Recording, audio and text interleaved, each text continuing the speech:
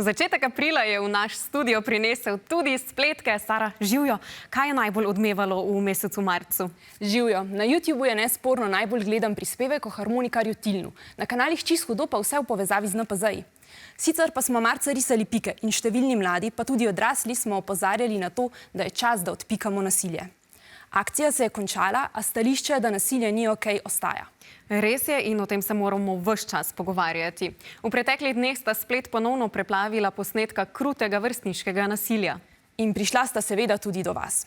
Učence z osnovne šole Litija smo vprašali, kaj menijo o takšnem vedenju. Strah me je v bistvu, ker mislim, da se bi lahko to komurkoli zgodilo.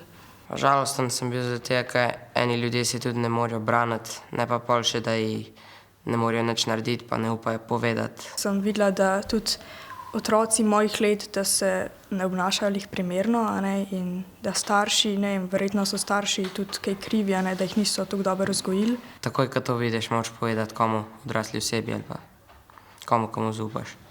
Pa tudi, če se tebi to dogaja. Ne želim, da bi se to dogajalo še tukaj pač pri nas, okrog mene, ostalih, da bi bili bolj varni vsi, pač ni mi prijetno tudi govoriti o tem. Pa že ful veliko je bilo takih stvari, ki se jih je zgodilo in se mi zdi, da bi pač mogli to urediti, da se ne bi to več dogajalo.